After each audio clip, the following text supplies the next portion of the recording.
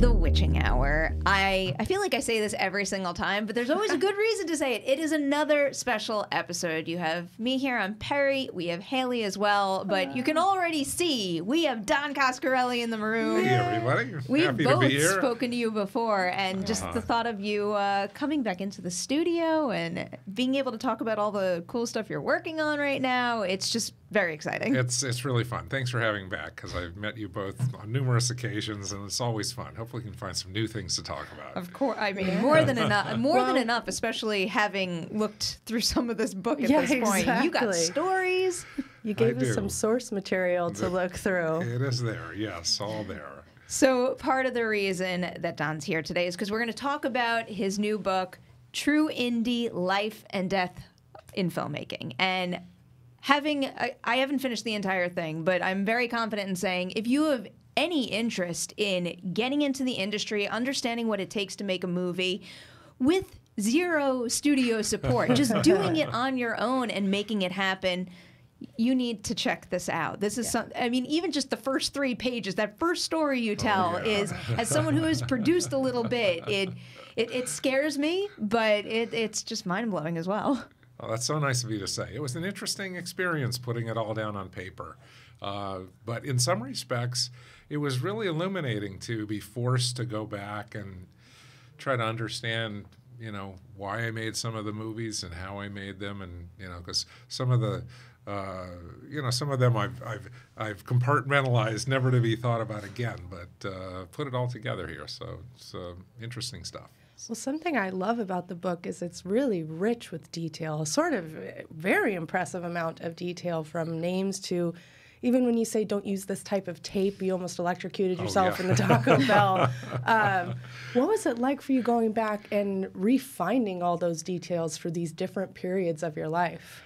Look, it was really strange, to tell you the truth. And about halfway through the process, I started to think, I wonder if this is psychologically healthy to go back into my past. And because the thing is that it's a pretty unexpurgated telling of my career. And, I think maybe I even dwell probably more on my failures than the successes, because, it's instructional, I think, and hoping that the aspiring filmmakers out there will can learn something from mistakes that I've made. And we will start with that tape, which is something one should think about. Is there's this old saying that I heard on my very first movie, which is that gaffer tape and C-stands hold up the industry.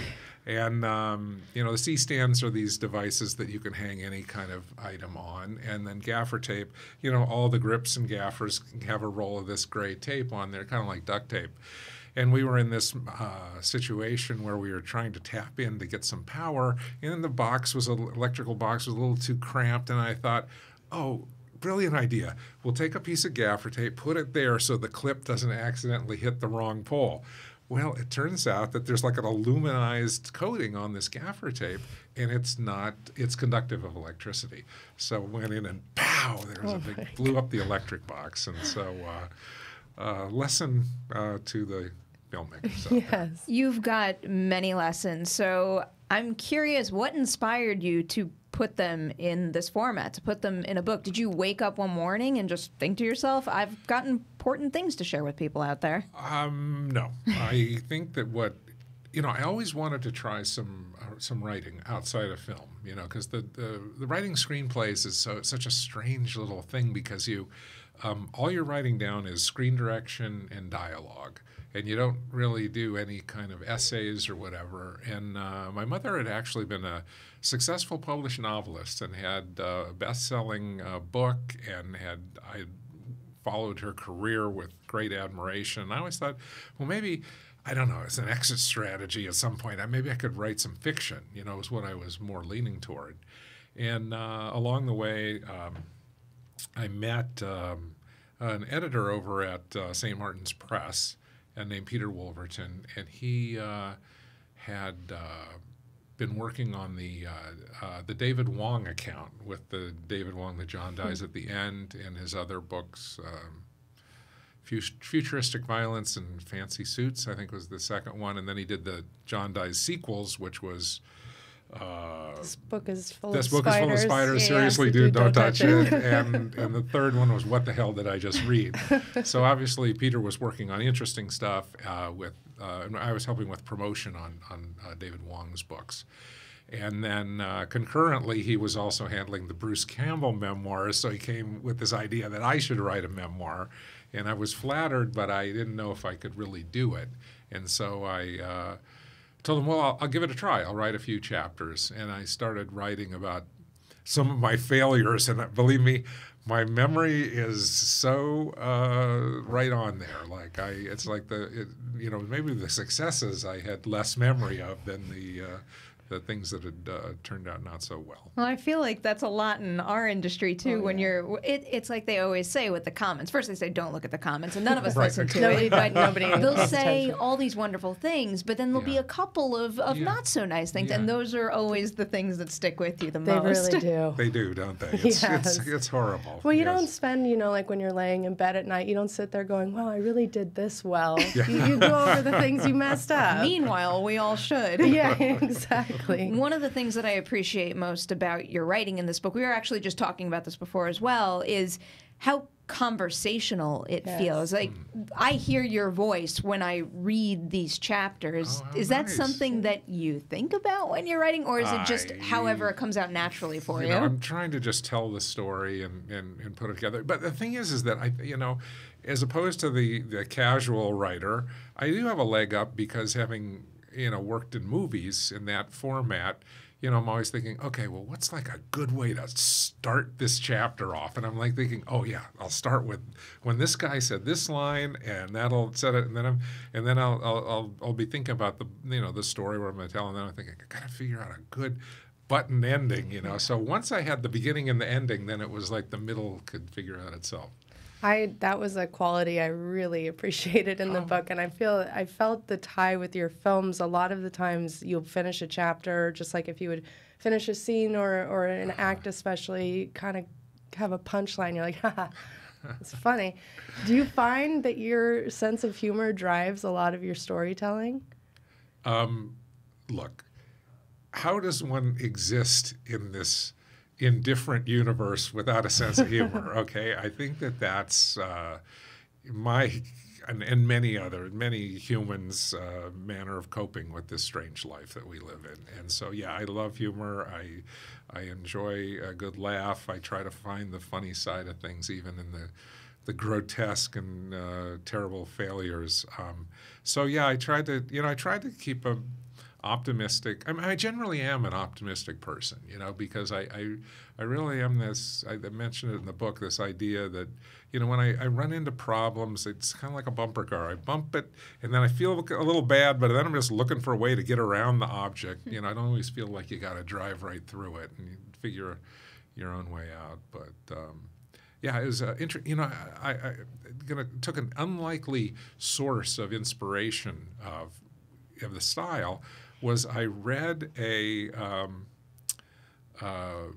memoir or autobiography by a professional wrestler, Chris Jericho. If anybody knows Chris, he's a great talent in many of the WWE and New Japan and all of those. And he wrote a memoir that came out through the WWE books. And my son's an avid wrestling fan, and he gave me a copy of it. And what I liked about it had a really nice breezy style. His chapters were really short. He'd have one story he was going to tell, and so he taught me from his book that, you could have a chapter that didn't have to be more than a page or two if it really had a punch or what your point you're trying to get. It's a great way to keep people turning the pages too. Yeah, I think so. And like I said, with the humor, turning them with a smile. Yeah, always in the middle of a laugh and like, all right, what you got next, Don? Do I dare ask if you have a favorite story that you told in this book? Because there's a lot. And again, I haven't even gotten through the whole book, but there's already certain visuals that are seared in my brain, and I will never forget them now. Well, I will tell you that one of them, for me, maybe the most satisfying part of the book was re-examining that first film that I made, because we were talking about ancient, distant history. I mean, when I started that film when I was 18 years old, and the fact is that when it was ultimately released in a couple of test markets, it failed miserably, and that was the end of the movie, because back then, in the distant past, there was no home video yet, and so the film went into the studio vaults, never to be seen again. And so my way of dealing with it was to just compartmentalize and put it away, never to be thought of again. And so here I was forced to open this up and look at it, and I realized that with my neighborhood friend and partner, Craig Mitchell was his name, we made this independent film, and amazingly, it was bought by Universal Studios.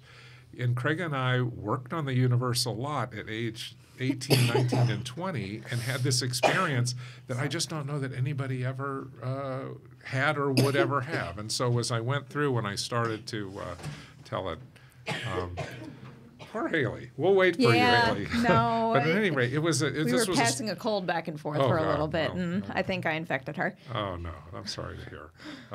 But in any case, so examining this first film, I think was not only instructive for me, I think it tells an interesting story. Yeah. And it's incredible to think of how much you accomplished so young too, but it's not without, certain failures that you have to rise above. And I think a lot of what's in this book is pretty inspirational. But what would you say to a young filmmaker out there who maybe reads this and says, well, Don's one in a million, I'm never going to be the next Don, because sometimes you need that extra motivation that, maybe you haven't heard before, to really inspire you to kind of get over those humps and think the possibility is out there. Oh, well, the possibilities are enormous, and the access to technology now makes it so easy. Yeah. I mean, when I was starting out, if I could have just had a video system that had the film and sound synchronized, which we didn't have with our little Super 8 movies, but nowadays you can make a movie with your iPhone and literally, it's studio level quality. Mm-hmm. And you've seen some of these great movies shot on iPhones, from Tangerine to was Unseen? This year was Unsane. Yeah, I was Unsane. Yeah, very impressed with that one. Yeah, really, and quality-wise, looked pretty darn good. And he justified it too. That was the other concern. You have the super cool luxury of shooting a movie on an iPhone, but you can't just do it to say you did it. You got to do it for a reason. Absolutely true. But the thing is then the real challenge, of course, is getting out to the audience. But and this was another interesting part of writing the book, is that we are in a passing through a time of profound change, mm-hmm. and technologically, and just the way that everybody consumes media. And I really think that, we're talking today, and I'll date it in 2018. 2022 and 2024, you'll look back and go, oh, well, wow, they didn't even know that we had this new technology to get movies out there, or maybe not even movies. See, that's the thing, is that things have changed so much. We've seen the whole rise of the streaming that's like dominating the traditional film industry. And any rate, the point is that there are opportunities and there are pitfalls probably similar to what I went through. I guess my counsel would be that, you have these two tools at your disposal. You've got an iPhone, or you can buy an inexpensive video camera that's super high quality now.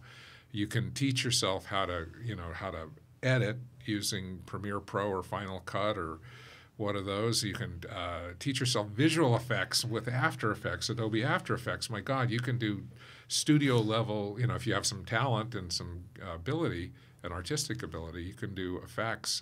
There's this great, really enjoy this, a website called the Video Copilot, if you've ever been there, a guy named Andrew Kramer, and he has tutorials for filmmakers and teaches you how to do just amazing, how to shoot a laser through a person and make it look, or have a meteorite crash on a road and make it look great, or crash an airplane. And all of these things, if you listen to one of his 30-minute tutorials, you can pretty much accomplish it in your own project films. Right now, I'm only capable of making words fly around a screen, so I should probably watch that and see what happens. There's a lot of good stuff there. Anyway, the possibilities are limitless. The trick, of course, is to make something meaningful. Yeah. It's not only meaningful to yourself, but meaningful to other people. So you've got to really try to refine. And to answer your question simply, is just that I think if one wants to pursue film, video, or movies, or whatever it's going to be called, streaming in the future, every weekend you should go out and make yourself a short film using these tools and just make it and work and work and work, and then fine-tune your ability and your voice, and try to find that story that you could tell and do with the resources that you have at hand. People don't value experience enough, like just True. getting out there and taking the risk. I mean, people say it all the time with writing reviews and everything. Like, how do I get into it? I'm like, Just do it. you gotta do it. You gotta make your clips and your samples, and that'll also hone your ability in the process. Absolutely. Well, the So early true. chapters of your book are so many, it seemed like so many amazing opportunities that just didn't come to fruition, one after the next, that for some reason or another, that, Yeah. that book got shut down, Yes. the Zoetrope, Oh, things right, like yes, that, yeah. that they just didn't, you had to keep knocking at those doors. Yeah, yeah. When you mentioned the rise of streaming, Yeah. that's something I find really interesting, and it's opened up all these new avenues for especially, younger talent, but especially more established talent. Have you been in a position where you've been taking meetings with streaming people? Yeah, absolutely. Yeah, I definitely am trying to pursue that right now actively, and hope that we'll have something good to talk about soon in that respect. But and the thing is that in a weird way, with my Phantasm movies, I've been kind of doing that over the last 40 years, where I took one storyline and I've played it out over 5 movies. And I think that there's something, I think why everybody's responding to it is the idea that if the project clicks and there's a story with actors that's being told in a way you like, you can just, it's so immersive. And then it's back to what was going on back in the 30s with the Frankensteins, because they'd make a Frankenstein and people want more, they make the Bride, and then, it would go on for decades afterwards. Till Abbott and Costello showed up. Yeah. Is there any new technology now that really catches your eye? Just because we were talking about Unsung and the iPhone, is there any kind of whether it's something like an iPhone or even a new exhibition format? Because obviously screening is viewed streaming products are screened a certain way, and we're kind of losing that theatrical experience. Is there any piece of rising technology out there that really appeals to you and has promise? Well, some of them aren't necessarily being exploited the way they can, because it just seems to me like the streaming media is so ripe for a little more interactive format, where it would seem to me that they would, they could dedicate a button or two on your remote so that the audience could participate a little more actively. That was always promised at the beginning of the information superhighway that they used to talk about decades ago, and it never really came into fruition. But of course, you can do it in video game format. It's not necessarily in the. I'm trying to think about the rise of technology, because it is impressive. Because when I was in college, before personal computers, I remember reading an article about, there was this speculation about that people would have something called a life book one day, where everything in your life would be in an electronic book, which essentially is now our laptops. Right. And it's weird how that has come to fruition, and how we are able to carry our entire lives around in a small, actually in a thumb drive even. I'm picturing that exact thing as like the next Black Mirror episode or something, where from the day you were born, everything is recorded to your specific thumb drive. It's true. Well, it's funny because the way it works, probably giving away too much about myself privately, but the thing is that it seems like every computer, as it comes to as I buy a computer, as it comes to an end, the entire drive space can so easily transport to my next computer and take like no space whatsoever. Right. So it's like my early Windows or even DOS computers back in the early 90s. I would have a whole a global world of maybe half of a gigabyte. So I'd move to my next computer, and of course that would fit in nicely. My next computer I'd move in, and I'd have maybe 10 gigabytes, and then I would move in and have a terabyte. And it's so I'm able to drag everything along with me, for good or for bad. I'll probably never go through and look through that stuff.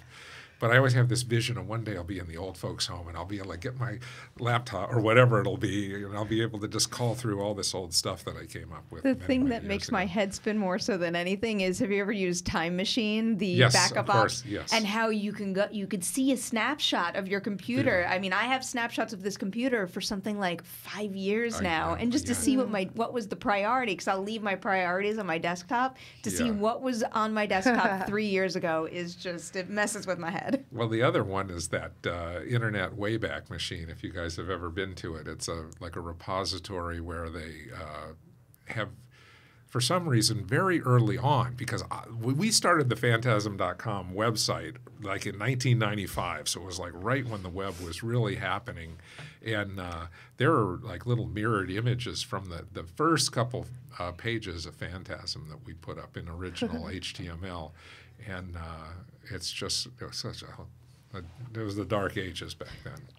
How much physical material do you have from your earlier movies? Do you store, all old scripts, storyboards, props, anything anywhere? Well, I've been making an effort to digitize as much material as possible, but no, I've hung on to some props from the films. I have probably the Tiffany of my collection would be have that original sphere rig from Phantasm that Will Green had built for us, and I managed to hang on. I have a couple of really cool Beastmaster props, and even I have props from those movies that never went anywhere. I hang on to stuff, but I have it's not that much. I've kind of culled through it as the years have gone by. I always get really sad when we're looking up older movies for articles, and there's not enough digital media out there. Whatsoever, you can't find anything. And like there's so many things that we consider classics that are really important to us, and I love just writing pieces that revisit certain things from like when I was growing up in the early '90s, and then I was just doing it with sports movies. Like I was looking up pictures from Sandlot, and Little Giants, and they're so grainy and terrible looking. It just makes me think, why don't you go back? People still want this stuff. We're in an age where everything is remade, rebooted. It's given a late sequel or even a prequel for that matter, and there's no resources out there to continue to celebrate it. This is one of the sad parts about the digital age in general, though, is that we are leaving in many respects, leaving our history behind. Because if you try to do any research on anybody pre-1995, good luck. If they had no web presence, it's like they don't exist. And the same thing, sadly, holds true with movies, because it feels like as every new media comes out, and I just saw an article finally where somebody put this all down, every time we go from, VHS to DVD to Blu-ray to streaming, it's like a chunk of the material gets left behind and isn't brought. And I think it came about with the controversy over the demise of Filmstruck. Sure. Which is really a terrible, terrible blow. Really sad. Yeah. Well, even I wanted to, because I haven't seen your first two movies, wanted to watch them before this, and it's not really an option. They're really not available. I don't have the $125 for whatever they're selling that one release. That's a great movie. It's called Kenny and Company, by the way. And in fact, I will send you, I have a couple extra DVDs. Oh, that would be so awesome. I would send you one, for sure. So give me your contact info. Absolutely. Before we leave. Yes. To you. That would be great. Yeah, you can't really, I was just like, I'll pop on Amazon, see where I can get them. Well, that was an interesting case because there's a terrific executive named Mark Ward, and he worked at Anchor Bay, and he was one of the guys at the early time who were really restoring a lot of original stuff. And he was handling the Phantasm movies, and he said, hey, Don, I just went through a list of the Fox movies, and here's your second film, and I can grab it and put it out on DVD. What do you think? I said, yeah, that would be great. Let's do it. And he put out this lovely standard def version of it on DVD, and then it sold out, and then it's just not available. So, but anyway, the point is that, like, I've really invested some time, and I'm hopeful we'll get to talk about the new Phantasm Steelbook coming out, where I've tried to memorialize these older movies. But wow, there are people out there. Like, for instance, the great director Nick Winding Refn has this website. Have you guys been to it at all? I've never been to that. It's got his initials. It's bynwr.com. And he's collecting really obscure movies. A lot of them are highly exploitive and amazing. That they even got made. And he's restoring them and putting them onto the website. And I've watched a couple of them, and it's really, so here you have a benefactor, who's got an interest in really offbeat exploitative stuff, but we need benefactors for all the different genres. And and then the problem is all the stuff that was made on film, every minute that goes by, they're degrading till there'll be nothing left. I mean, and that's one of the shocking things about just this entire industry of ours, is how for so many years there was no interest in the history. And I mean, when you think about some of these great talents from the teens and the 20s, and dozens of their films were just gone. I mean, there are thousands of them that were lost forever. Right. So anyway, enough of that. I still can't believe we haven't covered this site yet. That's the Nick Refn site. Watch a couple of the movies. I'm They're really really excited crazy. to know about it. I literally just bookmarked it. He's a genuine visionary director for doing that. Can you talk about the process of putting that together, or whatever hand you had in putting that together, especially when you have a movie like Phantasm that has a very devoted fan base where you keep releasing different iterations of it, different formats of it. They're going to keep buying it. So and you got to add more extras there. I'm going to piggyback on that and say, what was it like doing this release so soon after the compendium release you guys just put out? What's interesting about it is that there were some errors made. We have a wonderful distribution company called Wellgo USA, and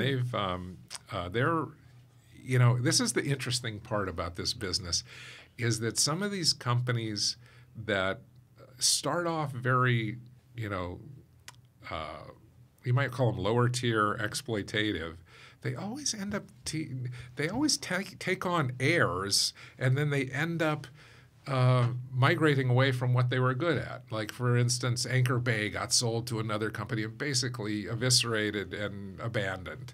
And that was, for a number of years, was a great source of these types of things. I mean, Wellgo has got a great background in Asian film. And, like, they put out the Ip Man trilogy, and they've got the Train to Busan and lots of other cool stuff. And they've started migrating into the classic horror from the 70s and 80s, and they put out Phantasm. So they put out this gorgeous box set called the Phantasm Collection in Blu-ray for the first time of all the movies, but they shot a little low with their numbers, so they put out 10,000 units, and they were just gone.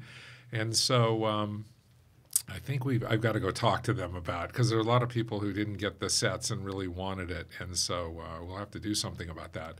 But in the meantime, this just came out because they were putting out these really cool steel books on their Asian titles. Like, they got a Train to Busan one out that's really cool.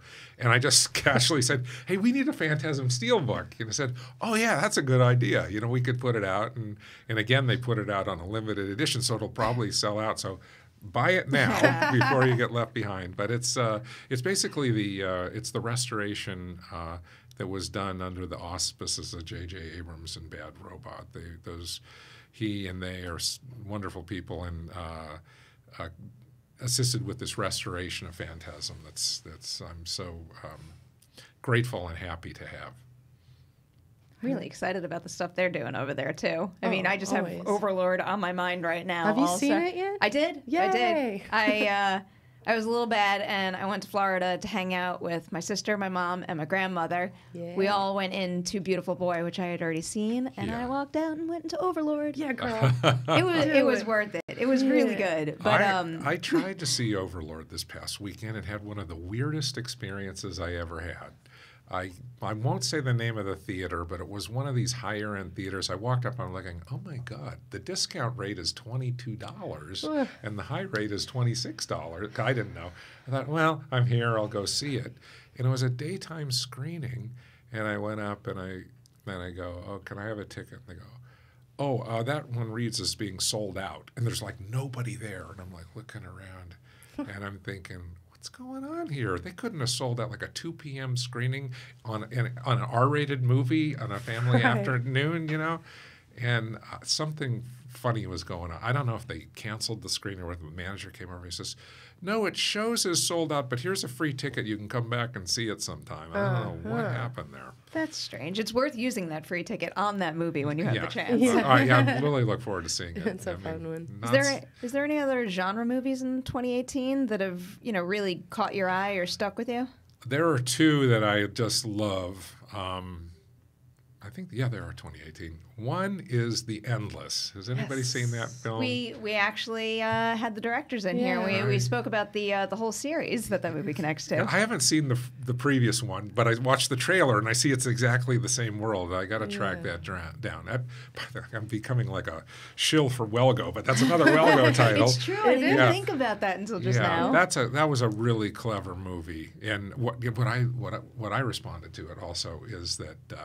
I'm a student of independent movies and low budget filmmaking, and I know those guys made it outside of San Diego, and that was just what a great simple concept that you could go out with very little resources yet make something really broad and big without giving too much away. And there was just one scene in there, which I don't want to do a spoiler on, but it was the shortest. I'll just call it the shortest of the loops. That scene really freaked me out. Yeah. Really cool. Very effective. And I think they, I could be wrong, but I think that's a testament to what you were saying with what you can do with visual effects just on your computer. I think they kind of did that themselves. 100%. And it all generally worked well. Yeah. Some of it was, but look, the independent filmmakers' reach needs to exceed their grasp, and so everybody pushes a little, but all of that stuff was great. That's a good movie. And then the other one everybody's talking about nowadays, I really like Mandy a lot. Oh yeah. You guys see that one yet? Yeah. You still haven't? That DVD is sitting on my desk. Oh, yeah. Sitting on my desk right now for way too long. Holiday watching to do. I have so much watching to do. I have too much watching to do. I mean, if you could even call it a downside, I think that is the only downside to the rise of streaming media and just how accessible every single movie and TV show is. And also with social media being so loud when they're so excited about something, it's like I'll be focused on this and then I'll have my attention in like 20 different directions by the next day. And there's just not enough time for everything. The problem is that it's spoiled us and it's made us lazy, because the truth is that what you were just saying there, Perri, is, and I'm going to interpret it, is that now with streaming media, you were too lazy to get up and pick up the DVD and put it into the machine. Oh, boy. And I suffer from that too. That's a real thing. Because it's just too easy. That is a real thing. You want to know who made that? I shouldn't blame this specific company, but what made that even worse is the fact that DVD drives are no longer part of your laptop. Like I used to take DVDs with me all the time, and I'd be sitting on a plane and I would pop it in. Now my plane viewing has to be restricted to either digital copies that I've downloaded or on, let's say, Netflix or Amazon or whatever other streaming services have that downloadable option, which aren't all of them. It's all Steve Jobs' fault. Seriously. But on that note, I would like to then give a shout out to friends of mine. The Alamo Drafthouse. I know they're coming here to Los Angeles soon, and we've all hung out with Tim and his crew around the country. They still give you a reason to get your ass up off the sofa and go out to a theater, and the kind of programming. And what I love about what they do, and I noticed this because on the book tour, I went to a number of Drafthouse theaters, and while I would be standing talking to Phantasm fans, and people would be like looking at what's that true indie? There were people for all their Marvel movies and other stuff. They're exposing a lot of people who don't know about some of the more Indian cult films, and they always have one of their theaters is playing something great in the way they program. So in any case, that's the savior for this thing. I think we have to fight it every day, and I didn't mean to single you out because I'm so mad at myself because I actually bought a new Blu-ray player, and now I've moved it up to the front, so it's right there. I just got to walk those 8 steps and put the disc in. I feel like I need the regular reminder though. Click to the next thing, and you got to change the DVD each time. It's so hard. Also, Dewey. Dewey's my cat. Dewey likes to sit on the DVD player because it's really warm, Nice and if and he warm. sits on it the wrong way, he changes the input on the TV, and then I got to keep getting up and sitting back down. damn that cat. It's all Dewey's fault. Yeah. Everything in my life is Dewey's fault. He's the cutest thing in the world. Oh, that's so funny. Wait, did you say you had another? Did we get both movies that Yeah, you liked? Mandy. Oh, yeah, Mandy too. Yeah. One thing about Mandy, close your ears because you haven't seen it, but I thought that there was this one scene that it felt like the director created a new piece of film language. Ooh. Do you remember that? It's like a dialogue scene between Mandy and the evil cult leader. Mm-hmm. And rather than, I pretty much assumed by the layout of how he set up the scene, like the cult leader was there and she was there, but he did it all in one shot where it was Yeah. like the faces were just morphing between each other as the dialogue scene went on. And I like halfway through it, I was going, oh, wait, that's the cult leader. No, that's Mandy talking. That was an impressive scene, I It's thought. a phenomenally shot film. Yeah. It looks beautiful, and I hadn't thought of that scene in that context. That's a really interesting Yeah. perspective on It it. really jumped out at me. That and, monsters on motorcycles. Of course, yeah. And making them work. What's That not was to like? a real accomplishment. The biggest chainsaws Yeah, that have of ever course. existed. Yeah, for people like us. Exactly. I have a weirdly specific question for you. Yeah. Lay it on. No. It comes from the book. It's something you say in one of your very early chapters, is that as a kid, you were fascinated by marine life and all of Yeah, this. true. And I also grew up in Orange County, Oh, and I did you? loved Yes. that whole element of your book. But that made me wonder, have you ever wanted to or started developing a sort of aquatic adventure of any kind or an underwater film? I have not. Absolutely not. Huh. And yet, well, look, probably watching The Abyss probably pushed me away from doing anything like that, because I remember reading about what it took to do that, and then, Cameron shot that in abandoned nuclear silos that they filled up with water so they could control it. But no, I love that stuff, and my hero as a kid was Jacques Cousteau, and I don't know if you guys probably haven't seen it because I'm dating myself, but boy, he would put out these documentaries every other year, and we'd go watch them in the theaters, and they were all about his intrepid band of adventurers on the Calypso, and they had these really cool customized scuba packs that were very hydrodynamic, and and cameras and underwater scooters and stuff, and they'd go out, and they were trying to search the oceans in search of the meaning of our existence. And he was just such a great image for a kid, and I just adored him. But no, the answer is I've never tried to do an aquatic movie, and I probably should. But thank you for that. Makes me, like you said that, and I go, oh, gee, why haven't I? I'm going to have to start thinking about that. I think it could be really interesting, and you'd come up with some really cool creatures. Yeah, no, definitely. I wouldn't mind seeing that. Yeah. Also, I feel like it's like in film school, some of the first things they tell you are no kids, no animals. Right. And we were heavily advised not to go anywhere near water never because it shoot comes on with a water. million other restrictions. But I feel like, having read some of this, you could find your way around just about anything. It's different times now, different rules, but do you think you can apply a similar sense of filmmaking like that to something you're making today, or are certain things truly not an option anymore? No, absolutely, Perri, and I have been trying to do that in the last couple movies. When I made John Dies at the End, I was able to shoot it in a standard low-budget style, but apply some of the lessons that I learned. And one of those was, and I think the reason why Phantasm turned out as well as it did, was we shot it intermittently. We tried to shoot it as a straight movie, and it didn't work. We were just so logistically challenged. This was on Phantasm that we came to just a crash and burn halt.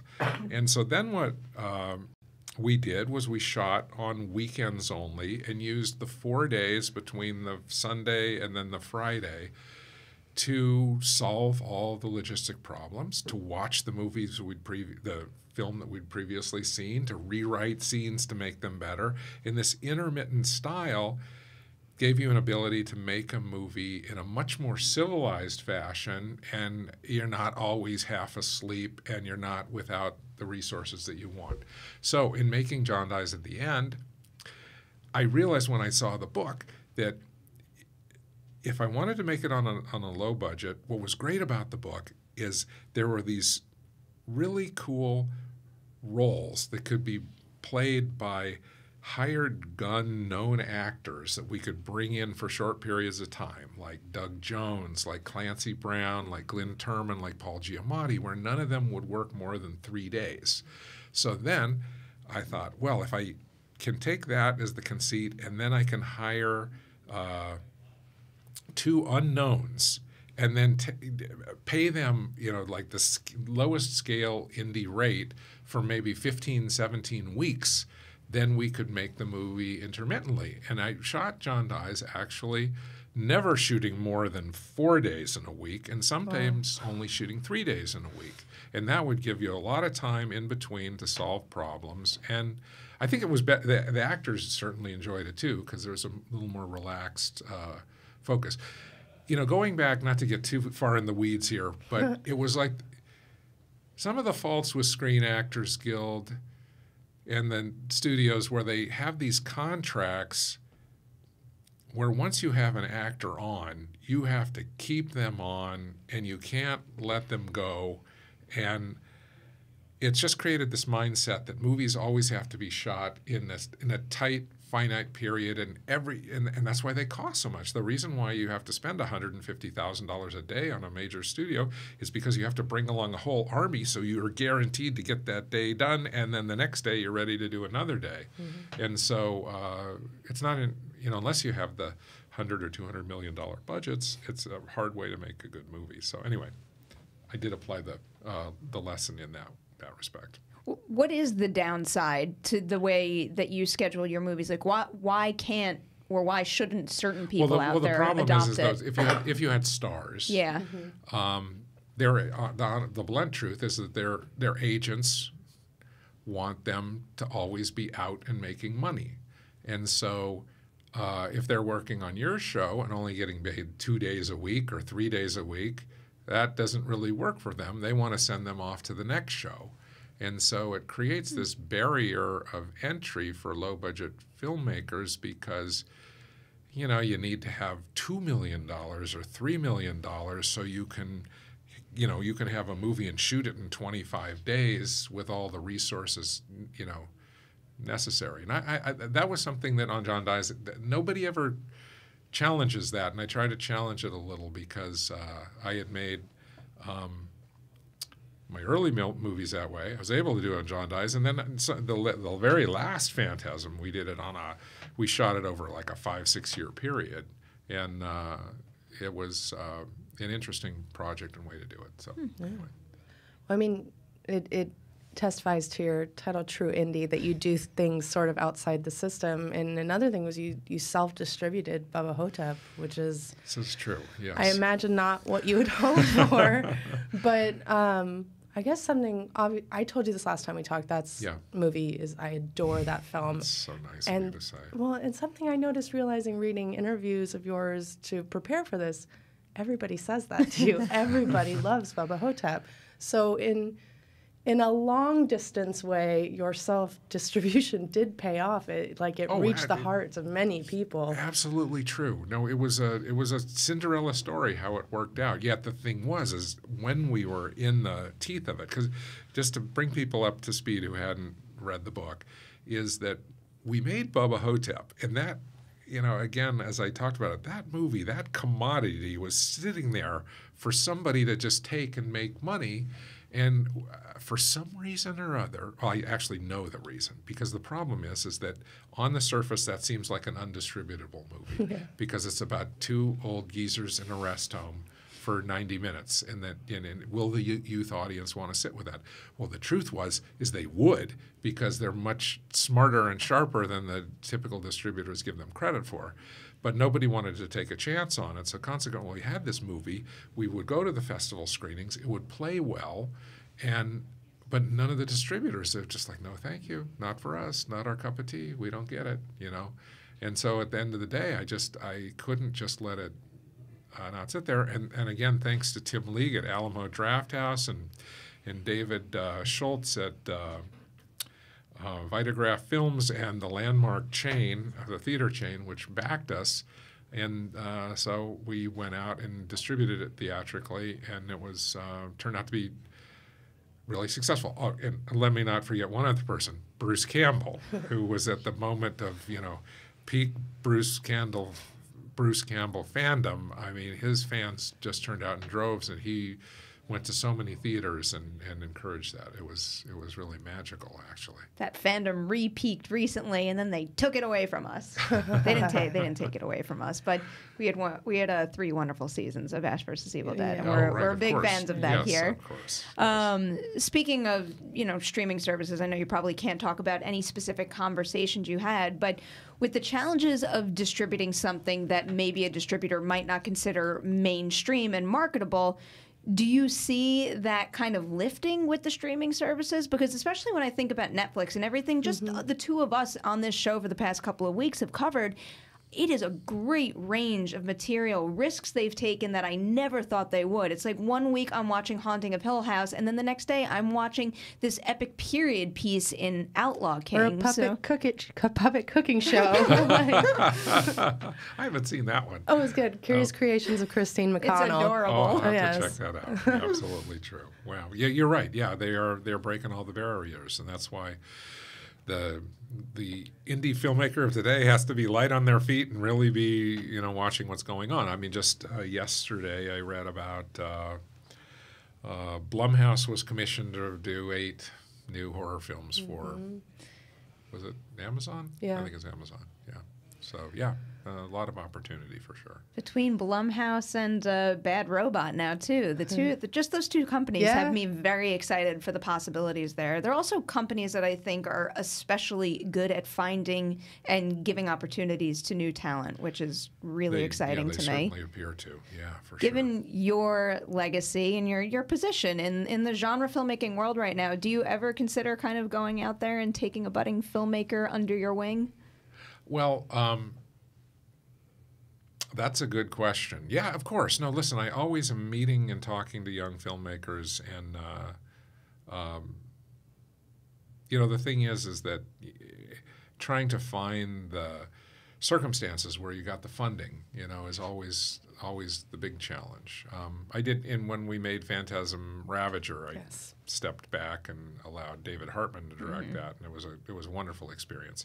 The thing is that there's this image about movie directors, where they're like up on the crane and wearing that bush jacket with a little cigar in their mouth and running the whole show, and then of course Quentin Tarantino created this edgy, hip image of it. But the truth is that film is a collaborative medium, and it's almost like those old Andy Hardy movies from the 30s where they would go, let's put on a show, and that's what indie filmmaking really can be at its best. And I always enjoy working with people and collaborating and trying to make something interesting as a team effort. It's so much more fun than just being an individual on your own.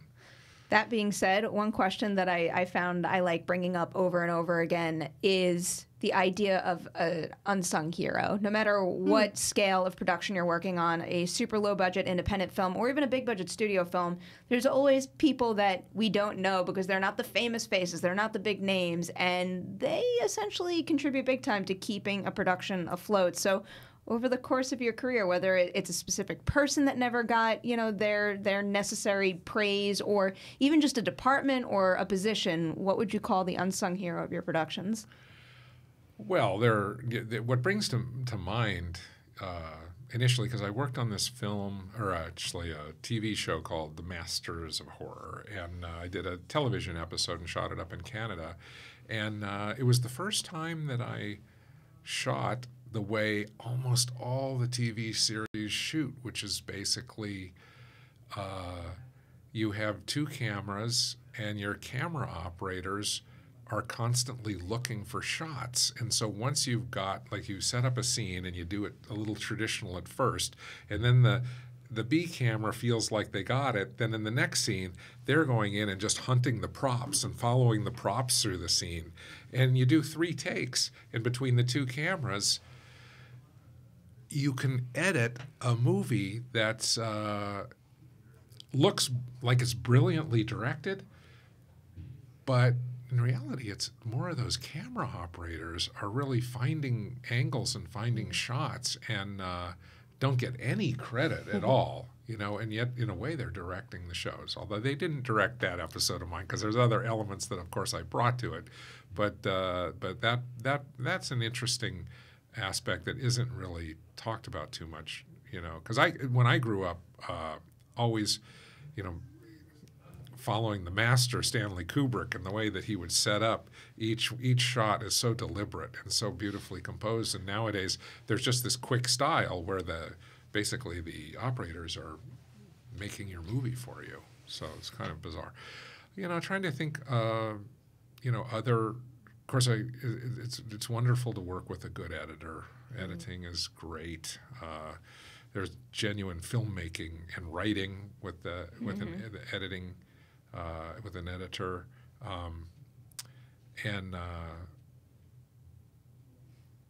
anyway, that's a good question. I'll give that one some thought. I think the first one that I had that kind of hit me like a truck when I realized it was the importance of catering. Just having good food and good craft service out, just having a good meal completely changes the mood and the tone and just the atmosphere on your set in a flash. Well, absolutely. But the thing that's weird about that for me is having visited some sets of some of my director contemporaries who are making big movies. I don't know. I mean, you go to these craft service setups that they have. I don't know if you guys have ever been to one of these things. It's like you don't even need a caterer because you can go to the craft service and get a ham sandwich or anything, you know, a custom omelet made for you. And I don't know. It just seems to be a little at odds with the indie ethos because I can't tell you how much over the years how much bad food we've had to eat in the making of those. Or somebody runs out and they never get your food order right. You can come home with a bag of sandwiches or whatever. It's like a rite of passage in indie filmmaking. I don't know. See, that's the thing that always is so weird for me is that I hear about, you know, people come like, oh, it was such a tough shoot and it was so bad. And they have all these Winnebagos and trailers and they got the catering and they've got the craft service and multitudes of assistants and drivers to drive them to and fro. I don't know, what are they griping about? My God. Well, it's also the fact that you're making a movie. When I was in school, I had an AD, and there's another position too. I don't think ADs get nearly enough credit because, like, who else is going to keep you on schedule, get everything done, and then hopefully do it with an inspiring, positive attitude? But I had one person who was often the AD, and every single time the mood would sour a little, he goes, like, guys, we're making a movie. Like, you know exactly what to say and when to say it. Yeah, that's true. I worked with some great ones. And the organizational skills, though, are phenomenal. You need it. There's something you said earlier that I kind of want to return to, and it's going to sound like a bummer at first, but you say you focus on your failures. I'm just curious, over the years, there's something you learn covering this industry. It's how many times things come together and fall apart. And again, it's in your book as well. Are there one or two projects that almost went, that almost happened, that haunt you? I'm sure, of course. You know, again, revisiting in the book and being forced to, as really, I could have made a great movie out of that Stephen King project. And I'd compartmentalized it and put it away, never to think about. And it was a brilliant short story. And some parts of the finished movie, they did some interesting things with it. But I just thought that this concept of the kid with the disability and the fact that he was so ignored and just dismissed by everybody, and yet he was the only one who was going to be sharp enough and maybe strong enough to take down a werewolf. You know, it seemed like that could be, you know, and that was all there, and it wasn't overtly in the King story, but this kid was really good, and I think it got lost a little in the final film. There was that one. Oh God, there have been a lot of interesting ones. I wrote that. I went into a little one of the script I wrote called Castle. I'd always been fascinated with castles and English castles and their impenetrable nature and the way they were built.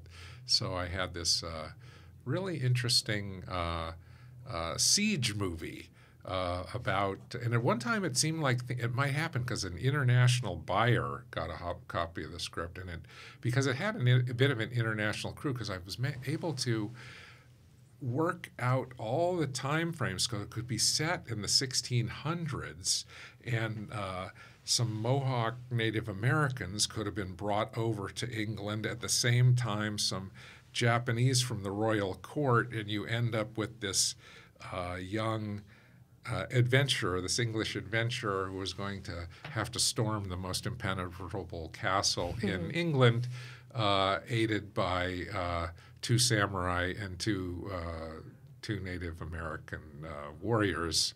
And so it was going to be, katanas versus broadswords and all kinds of, kind of mixed the whole thing up. And anyway, a little big for me. There's no horror, so nobody wanted to touch it. You got stuck with the horror label. Yeah, but it's okay though. No, because, you made a lot of really beautiful films in the genre, but I hear this repeatedly from directors is that once you're in that box, it's very hard to climb out. Yeah, if you look down the list of my successful contemporaries, they tend to stay in it, but it's okay, because, the thing that's wonderful about it is the fan base is so passionate, and it has this structure around not only the film festivals that focus on it, but the horror conventions. And so you've got these, the thing is that, like, if I find a director who might have made, a comedy or a drama, what do? They can't go to a horror convention. They can't go to a horror film festival because, so we've got this, I don't know, this sorority or fraternity of horror fans, and it's pretty cool. And so I've always really appreciated that I've had that opportunity to be, in that group. Really is one of the best things about the genre. But even with being boxed in, let's say specifically to horror, I think one of the beautiful things that we're seeing recently, and especially this year, is just movies that are really getting into the public eye that have horror flavor to it, but are combining that with other genres or subgenres that really mean something and bring something new out in the scares that you might not expect before.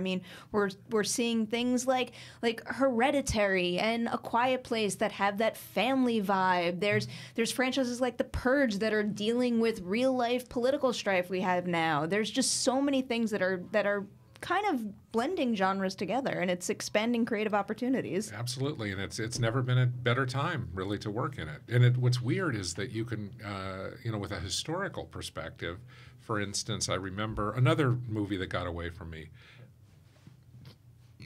Excuse me, on Joe R. Lansdale, the great author of Bubba Ho-Tep, wrote this book called Dead in the West, and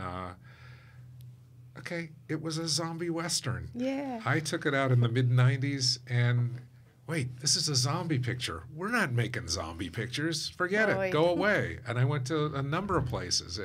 It was a period when horror had really fallen out of favor. And now we're at the zenith. It's incredible to see. Absolutely. All right. I think we have to wind down. Even though there's so many more questions. It's so nice to get the full hour, but it's like once you hit the full hour, it still doesn't feel like enough. It's never enough. Don, thank you so much for coming in today and talking about all this. this. It's been a genuine delight. I can't tell you how much fun it is to be here, and I hope you'll have me back if I have something else to talk about. Our door is always open to you. Thank you so much. Guys, please do check out the book and get this steel book as well. That's hot stuff. As long as there's enough copies to go around. Haleigh, where can everyone find you on the internet? You can find me at Haleigh Fouch on Twitter and at Haystack McGroovy. Did I do it? Yes, and at Haystack McGroovy on Instagram. Are you going to do a spoonerism? Do you know what a spoonerism is? A spooner? She taught me this. I'm going to make this a thing. Yeah. It's where you take someone's name and you take the first letter of their first name and last name and reverse it. Oh, so Neri Perinoff. Neri Perinoff. Oh, Neri.